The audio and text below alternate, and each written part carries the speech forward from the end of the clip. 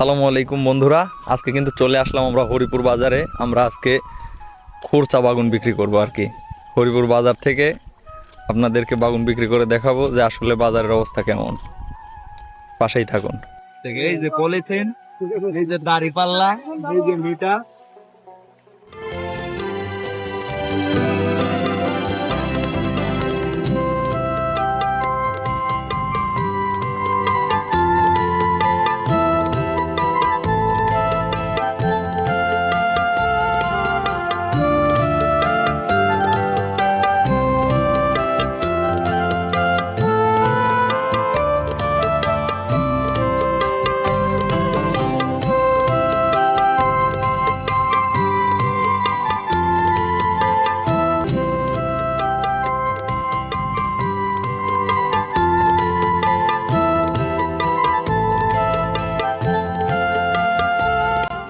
মামা জীবনের শেষ পর্যায়ে আছে, কারণ কি জানবো না?